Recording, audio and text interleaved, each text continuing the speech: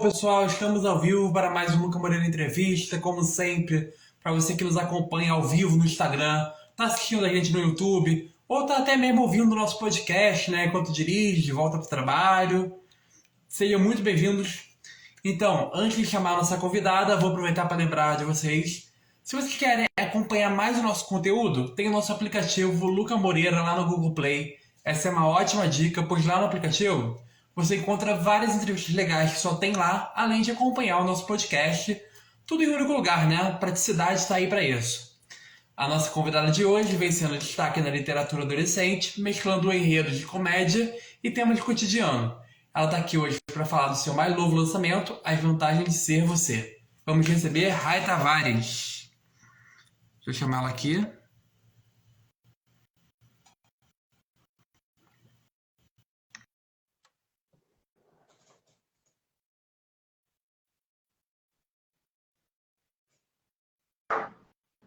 Oi, Rai, tudo Oi, bem? Luca, tudo bom com você? Bem-vinda. Obrigada.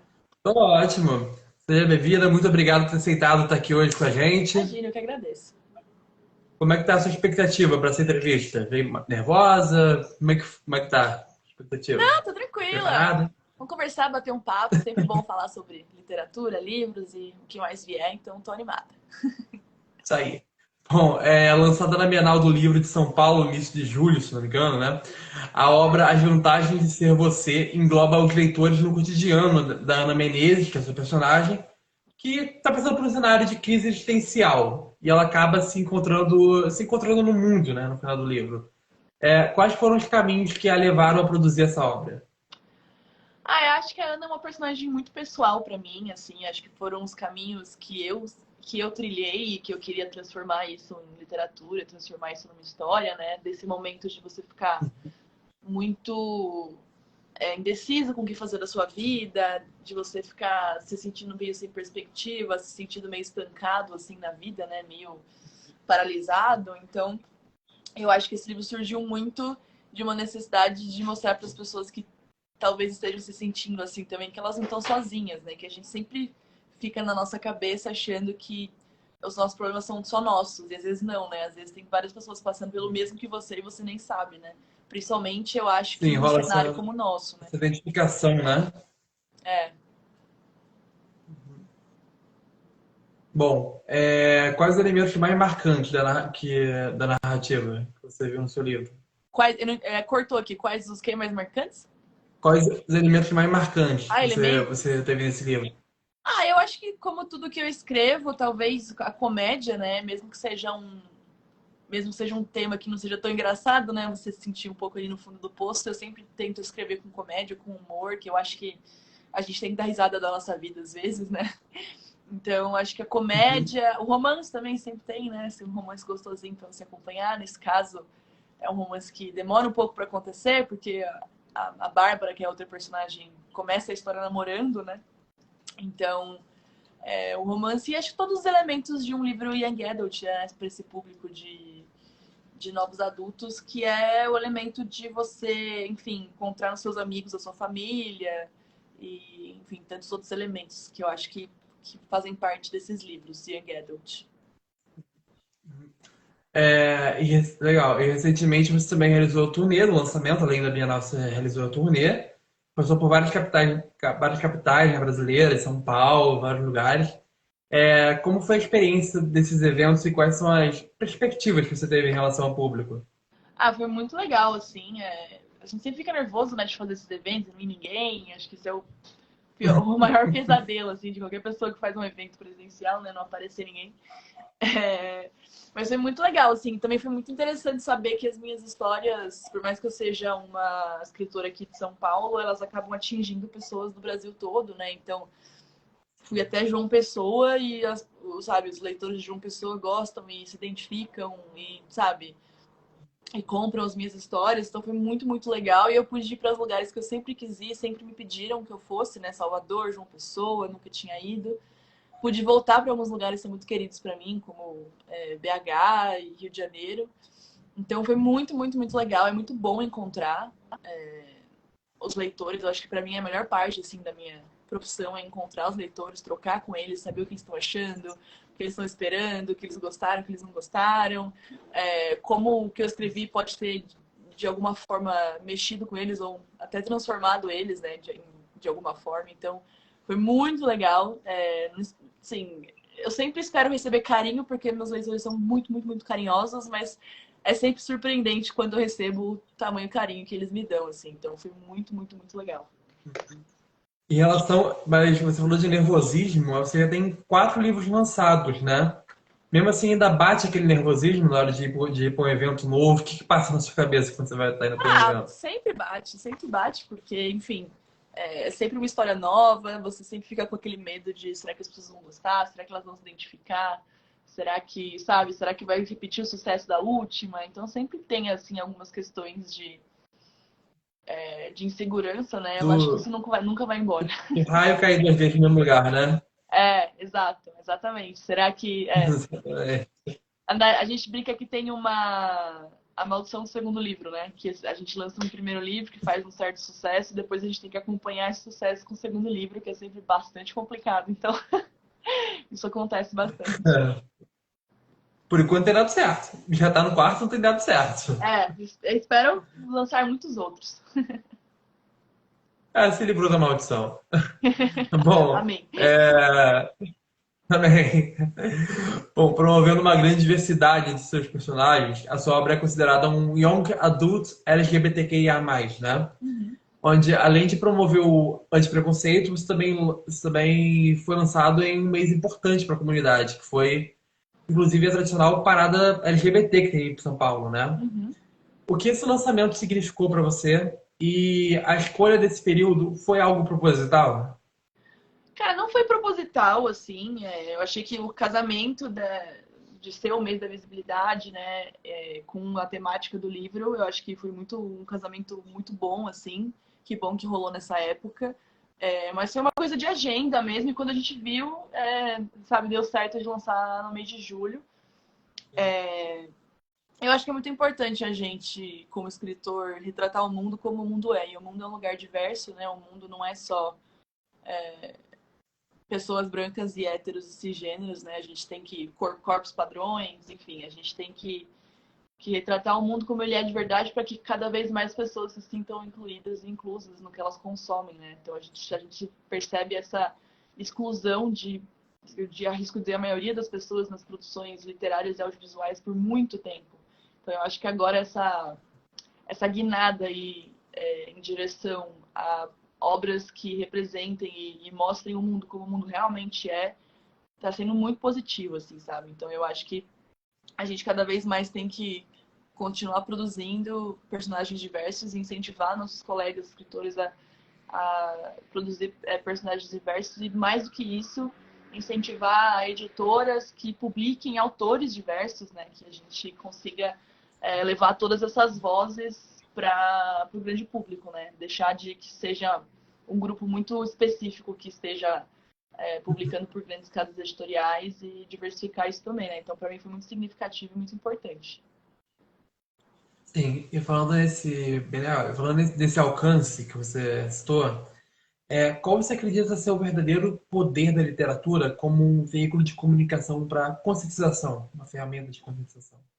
Como você acredita ser esse alcance? Eu acho que é muito poderoso, assim, é muito porque você acaba gerando empatia nas pessoas através das histórias, né? Quando você coloca uma pessoa, uma pessoa, alguma coisa na frente de alguém, que essa pessoa já tem um preconceito criado, você precisa quebrar esse preconceito de alguma forma. E a forma que os seres humanos se conectam da melhor forma é através das histórias, através das narrativas. Então você cria empatia quando você percebe que aquele personagem, por mais diferente que ele seja de você, ele passa por coisas semelhantes a você, por exemplo. Então isso você vai criando empatia e criando diminuindo esse distanciamento que as pessoas têm umas das outras, que acaba criando esse preconceito, né? Então eu acho que a literatura e a narrativa como um todo, né? Não só a literatura como o audiovisual, como o teatro, enfim, tudo que te conta uma história, que você consegue se colocar na pele de outra pessoa,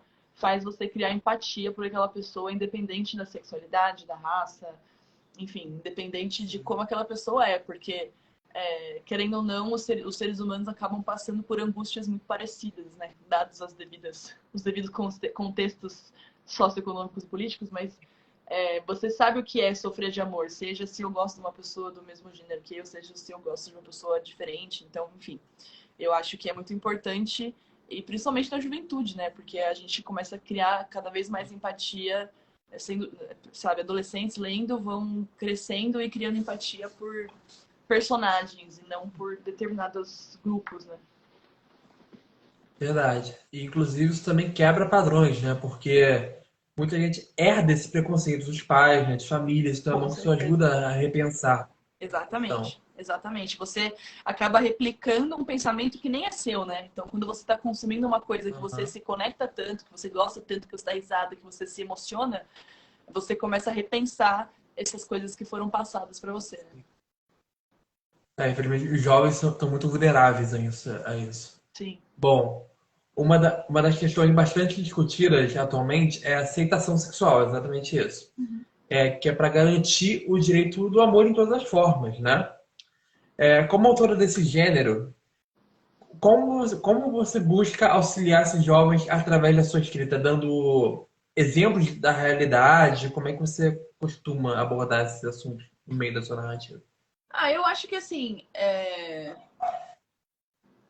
eu diria que é justamente isso que a gente estava conversando nessa última pergunta que você fez, assim, mostrar Aham, para quem tá lendo, né? Então, por exemplo, eu sou uma garota heterossexual que vou ler, eu gosto de ler as histórias da Rai Tavares, e esse novo livro dela é sobre um casal sáfico, né? Um casal de meninas. Mostrar para essa pessoa que o amor delas é tão válido quanto o amor que essa garota heterossexual sente por um garoto, por exemplo, sabe? E, enfim, por exemplo, eu recebi muitos relatos de leitoras que são lésbicas, bissexuais, enfim, independente da sexualidade, falando que foi muito gostoso finalmente ler uma história minha em que ela não precisava projetar um outro personagem. Então elas viam minhas outras histórias, que eram casais heterossexuais, e tinham que ficar projetando. Se esse personagem homem aqui fosse uma garota. E agora, finalmente, elas não precisam mais fazer isso, assim, sabe? Então eu acho que é muito importante se ver e é muito importante entender que o seu sentimento, que o seu amor é válido como qualquer outro, assim, sabe? Então eu acho que é muito importante pra gente trazer qualquer tipo de história de amor, porque é uma história de amor, entendeu? Não tá ferindo ninguém, não tá machucando uhum, ninguém. É só uma história sobre você se apaixonar por alguém e querer compartilhar a vida com essa pessoa, né? Então eu acho que é muito importante, exatamente. assim, principalmente também, de novo, quando são adolescentes e pessoas em formação, para elas entenderem que qualquer coisa que elas estejam sentindo e que elas não sejam validadas por esse sentimento na escola, pelos pais, enfim, que não é um sentimento errado, sabe? Não é um sentimento ruim, não é um sentimento, é só amor, entendeu? Então eu acho que é, é muito importante assim, trazer essas narrativas e mostrar que histórias de amor são bonitas independente de quem está amando quem, sabe? Verdade, verdade. Bom, apesar de ter lançado vários livros, como a gente falou, você lançou 4 livros, esse é o quarto, se não me engano, né? Isso. Então, a sua trajetória na escrita já tem, tipo, muitos anos, desde que você começou a escrever fanfic aos 13 anos, que, principalmente em contexto musical, né, que foi o caso da banda McFly. Sim. Você guarda lembranças de como foi essa época de fanfics e a partir de qual momento você parou e pensou, cara, isso que eu tô fazendo vai virar minha profissão? Quando é que deu esse estalo? Eu com certeza guardo, assim, eu acho que foi uma fase muito importante para mim como formação como escritora, sabe? Foi quando foi uma escola, né, escrever fanfic, compartilhar o que eu escrevia com o público, receber o feedback, receber, sabe, isso aqui a gente gosta.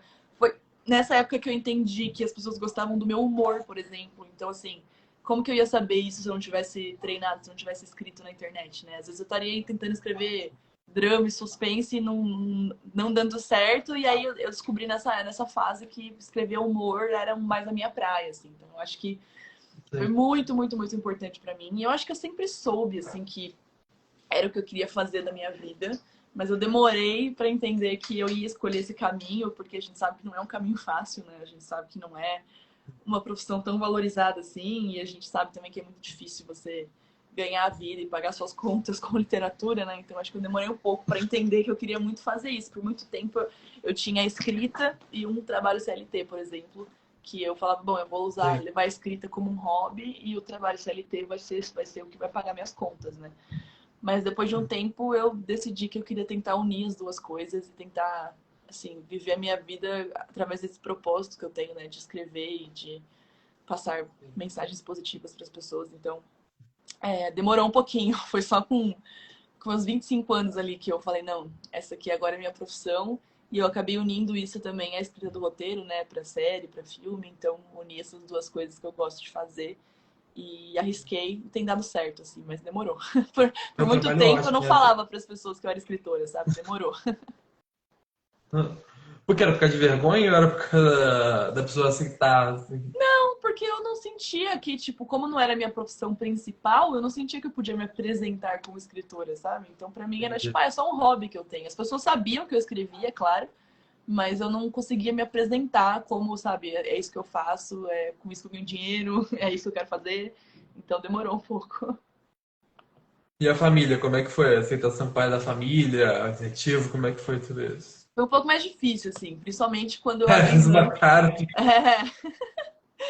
Foi um pouco mais difícil, principalmente quando eu abri mão aí desse emprego CLT, né? Quem me apoiou mais foi o meu agora marido, na época ele era meu namorado, e ele me apoiou bastante para que eu seguisse, né?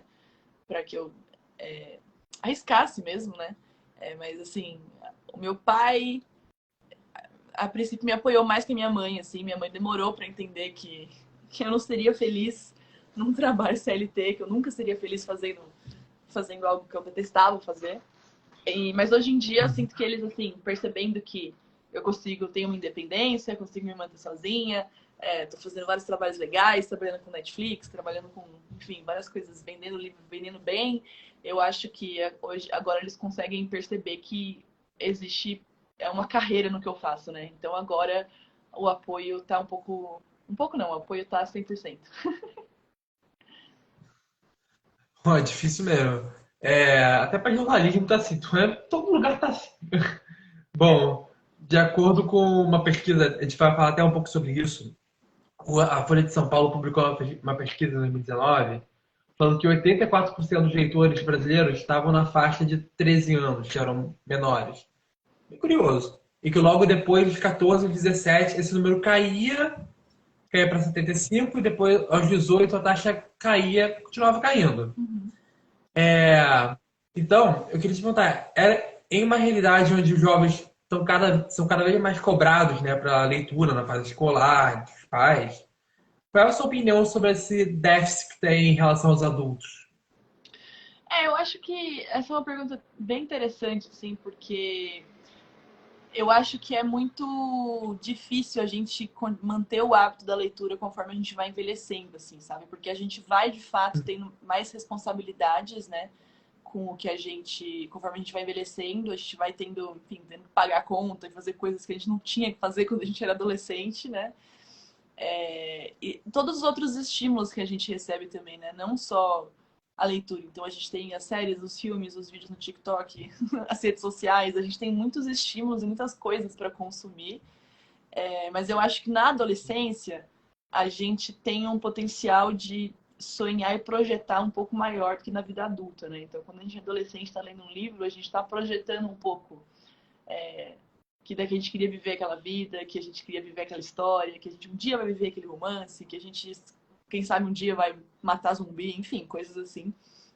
E conforme a gente vai envelhecendo, a gente perde isso um pouco, né? A gente vai perdendo um pouco essa capacidade de fantasiar e de ter esses sonhos até um pouco mais lúdicos, né? Então eu acho que é por isso que a gente acaba diminuindo o ritmo de leitura. Eu falo por mim, assim, quando eu era adolescente, eu lia, tipo, um livro por semana, se eu tivesse dado o estoque, né? Não era sempre que eu tinha. Eu pegava muita biblioteca, eu pegava também, minha mãe me dava às vezes de presente em datas especiais, mas eu lia muito, muito, muito, muito, muito. E hoje em dia, assim, eu tenho um pouco mais de dificuldade de me focar. Eu preciso ler, porque, enfim, minha profissão, né? Mas Aham. às vezes é difícil engatar, é muita preocupação, muita coisa na cabeça. Então eu acho que é um pouco. A vida adulta é um pouco vilã, assim, do ato da leitura, mas eu acho que o Stephen King. Inclusive aquele corre-corre, né? Que hoje. Hã? Que hoje quando você é criança, adolescente, você faz. Você lê por opção, faz alguma extra classe e estuda. É basicamente isso. Agora não. Exato, exatamente. Mas o Stephen King fala uma coisa no livro dele que chama Sobre a Escrita, que é muito legal. E ele fala justamente isso, assim, que a gente tem que manter esse hábito fazendo coisas chatas. Então, tipo assim, na fila do banco, no aeroporto, sabe? Tipo, fazendo coisas da vida adulta que nos cobra, mas, tipo, sempre tem um livro ao alcance, porque você vai se sentir meio entediado. Porque agora, o que a gente faz quando a gente tá entediado? A gente pega o celular. Então, para manter esse hábito vivo, a gente É, precisa, de fato, ser fácil pra gente pegar o livro e ler, sabe? Mas infelizmente é isso, assim, a vida adulta acaba, não só a vida adulta, né? Ali o pré-vestibular, a faculdade demanda muito que a gente leia muito. Então, eu acho que vai dar fase, assim, vai dar fase da pessoa. Mas é uma pena, né, que a gente vá perdendo um pouco esse hábito ao longo da vida.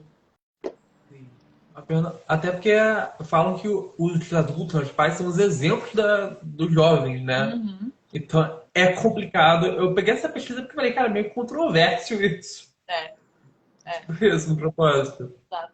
Mas é uma ótima dica. Quem tem um livrinho de mão, né? Ou quem gosta de audiobook O até, Kindle o Kindle pode também. Audiobook hoje em dia é uma mão na ter. roda. Vai fazer academia, vai lavar louça, bota o audiobook, Ótimo. escuta. Tipo, não é o papel, não é um livro, mas você tá ali Tá lendo. toda hora. Isso aí. Tá lendo com os ouvidos. Isso. Bom, a respeito de As Vantagens de Ser Você, voltando a falar um pouco do livro, um dos principais questionamentos que a obra faz é que ocorre a crise dos 20, né? Até onde eu não sabia que isso existia. Onde a personagem se pergunta o que teria acontecido se as coisas tivessem sido diferentes na vida dela, na história dela. Esse pensamento foi baseado em uma realidade sua? Ah, com certeza. Assim, acho que é um questionamento. Agora você me explica o que é crise dos 20. Mas é um questionamento que eu acho que a gente se faz, independente de qualquer coisa que a gente escolhe, independente da idade. Daqui 30 anos eu vou olhar pra trás e falar, putz, se eu tivesse ficado no CLT, como seria a minha vida hoje? Sabe? Eu acho que é um questionamento muito comum, mas eu acho que depois que a gente sai da faculdade, ali nos 20 e poucos, a gente acha que acabou pra gente, sabe? Tipo, foi isso aqui que eu escolhi e eu não consigo mais mudar, sabe? Tipo, e será que foi a escolha certa? Porque a gente tá muito ansioso ali naquele momento de, sabe, eu terminei a faculdade e agora se eu não conseguir colocar todos os planos que eu fiz em prática, quer dizer que eu sou um fracasso. Então eu acho que é um momento, eu e minhas amigas todas passamos por isso, assim, nós nos formamos juntas, né, e acabamos todas nós passando por isso e todas nós fomos para caminhos diferentes, profissões diferentes, coisas diferentes, porque o que a gente não sabe aos 20 e poucos, quando a gente termina a faculdade, que a vida não é a faculdade, nem um pouco. A gente sempre pode se reinventar, a gente sempre pode ir para outros lugares, a gente sempre vai usar um pouco da faculdade que a gente fez, mesmo que a gente escolha fazer uma coisa completamente diferente. Então, assim, eu resolvi ser escritora e eu fiz faculdade de gestão pública. Mas eu uso bastante do que eu aprendi, eu uso bastante do contexto sociopolítico do país para contar as minhas histórias. Então, eu acho que a gente tem essa visão, quando a gente acabou de sair da faculdade, que se eu não usar isso aqui, então foi uma perda de tempo, então eu não vou ter uma carreira. Então, eu acho que muito dessa história vem com isso, assim, com esse momento da vida que a gente acha que ou eu uso assim, ou eu sou. Ou eu uso aqui o que eu aprendi na faculdade, ou acabou pra mim, né? E não é verdade. Assim, eu arrisco dizer que, tipo assim, 3 pessoas que se formaram comigo hoje atuam na área que a gente fez faculdade. O resto tá cada um num canto. Exatamente. E tem muita taxa de gente que muda de curso até durante o percurso da faculdade. Isso. Uhum. Porque é muita pressão, acho que é muita pressão você falar para uma pessoa que está fazendo ensino médio, cara, define o que você vai fazer na sua vida. Tipo, Exato. não, A gente brincava no nosso curso que era o Big Brother Faculdade, porque todo ano era um que saía, assim, né? A gente ia cantando a musiquinha e riscando as pessoas, né? Isso aqui saiu, isso aqui saiu. o pessoal votava para qual curso ia, direito, Isso, votava para qual curso exato. ia. Fantástico. Quais são as suas principais inspirações e as dificuldades de escrever para esse público jovem? Eu acho que, assim, inspiração a gente sempre tem, né, em outros livros, em outras séries, em música e tal. Acho que essa é a resposta padrão, assim. Mas eu acho que uma inspiração um pouco mais geral é saber que os meus livros podem, de fato, inspirar as pessoas, assim, sabe? Saber que o que eu tô escrevendo pode fazer com que uma pessoa tome uma decisão que ela tava com dificuldade de tomar, ou fazer com que uma pessoa sinta que estava se sentindo mal e agora ela tá com um pouco de otimismo. Então, acho que é uma inspiração maior, assim, escrever para esse público, porque, de novo, é um público que, de fato, consome, internaliza e pensa sobre aquilo, e é que aquilo realmente... Eu lembro que os livros que eu li na minha adolescência, no começo da minha vida adulta, me moldaram muito, assim, sabe? Foram livros que realmente mudaram a minha vida. Então, saber que algum livro meu pode ter causado o mesmo efeito em alguém é uma coisa que me inspira bastante a continuar escrevendo para esse público, né? E acho que as maiores dificuldades não é nem para escrever para esse público, né? Acho que, assim, para escrever para esse público, a maior dificuldade é que eu não sou mais tão jovem, né? Eu tenho 29 anos, ano que vem eu faço 30. Então, assim, tem ainda algumas... eu tenho algumas dificuldades para, de fato, me manter inserida no que os jovens estão consumindo. Então, assim, recentemente entrei pro TikTok, não posso nem falar isso nessa rede aqui. Recentemente entrei na rede ao lado, então estou fazendo coisas que eu sei que é onde está esse público, né? Mas essa é uma dificuldade um pouco para o que escrever para esse público. Tipo, o que eles estão consumindo, o que eles estão gostando, que referências... Ó, falaram que eu sou jovem, sim. Obrigada, Luna. O que eles estão consumindo, o que eles gostam.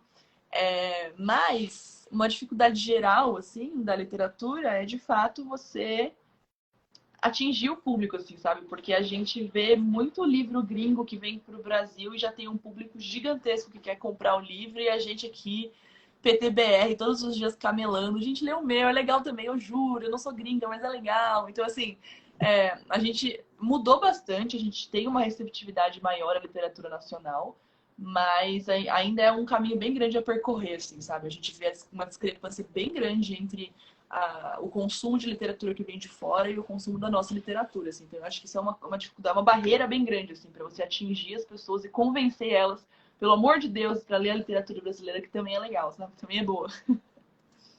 Você falou de ser jovem, o pessoal tá vendo bullying nos comentários. O que eu ia falar? O Eu que eu ia vi. falar?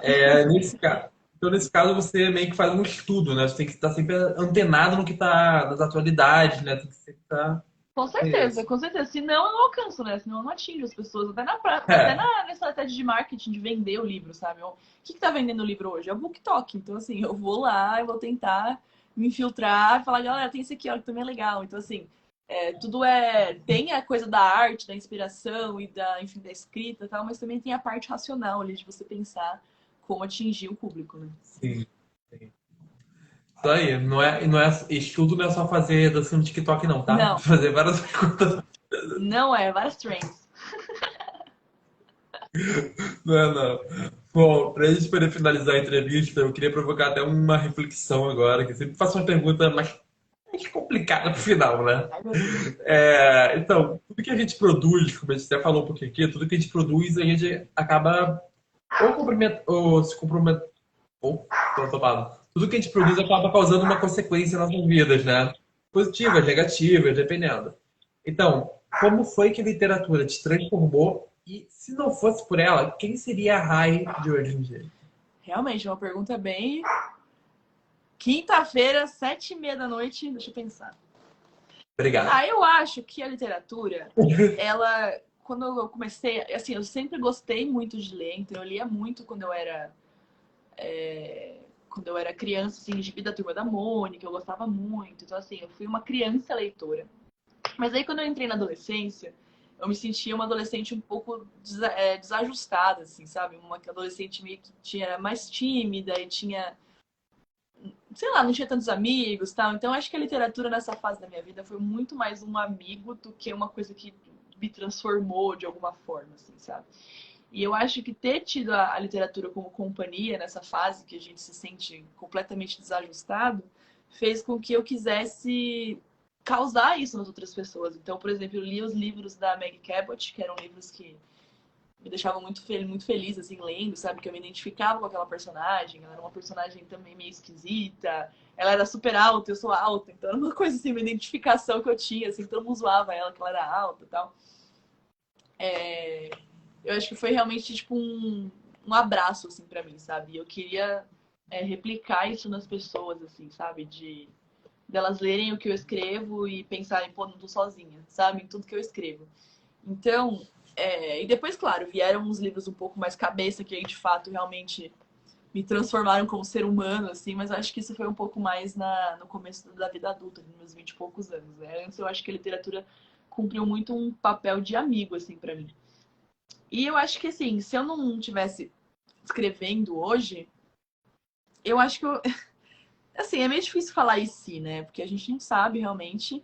Mas eu acho que eu seria um pouco vazia, assim mesmo, sabe? Eu acho que eu seria um pouco, sei lá, um pouco sem propósito, talvez, sabe? Porque eu sinto que de fato esse é o meu propósito. É por isso que eu de fato arrisquei, é por isso que eu insisti tanto em fazer da escrita um meio de vida. Porque eu realmente acredito no que eu faço, eu acredito no poder da narrativa, eu acredito nas histórias, assim. Eu acho que o mundo imita a arte imita o mundo, e a gente vai seguindo e evoluindo, assim. A arte é disruptiva, né? Então a arte realmente transforma e muda.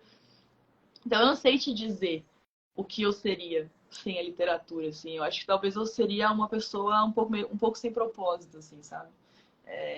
Ou talvez não, sabe? Talvez fosse uma bancária aí ganhando horrores, rios de dinheiro, sei lá, programadora, que é quem ganha dinheiro no Brasil hoje, sabe? Estaria na tecnologia fazendo alguma coisa. Vai saber, Vai saber, a formiguinha da literatura me mordeu vai muito cedo. saber. Um a um para nossa produção. Eu consegui fazer uma pergunta boa. Você falou de ser tímida. Como é que você era na escola? Fiquei curioso para isso. Você era o terror dos professores, que era super Quando extrovertida, eu era ou criança, era tímida?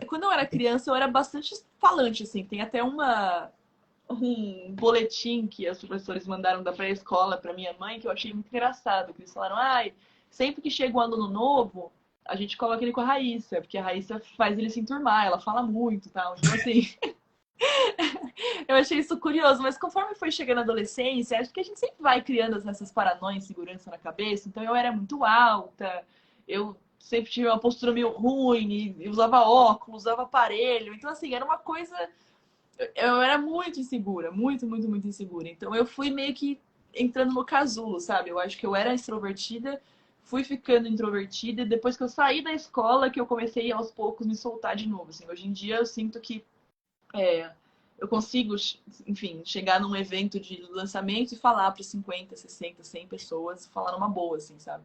Mas depois de muito treino, depois também de trabalhar muito essas inseguranças, assim, sabe? Então, mas na Aquela escola técnica, né? De sempre chegar as pessoas com roupa íntima, isso, as eu técnicas penso que tá todas. todo mundo Então, pelado e dá tudo certo.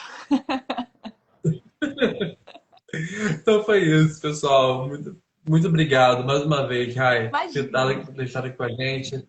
Seguindo o que a Luna falou aqui também, ó, dancinha do TikTok é só o cumprimento. É isso aí. Fica a dica para quem quiser escrever para adolescente. É isso aí. Obrigada, Luca, Então, pelo convite. Foi muito gostoso o obrigado. bate-papo. E, enfim, E boa noite para todos. até a próxima. E para quem quiser te conhecer, quem te conheceu a partir agora da live, onde é que a gente te encontra? Redes sociais, loja, onde é que você tá? Tô em tudo. Instagram, Twitter, TikTok. São todos a mesma arroba aqui no meu Instagram, que é Rai, R-A-Y-C de casa, T, tatu, J-A-Y.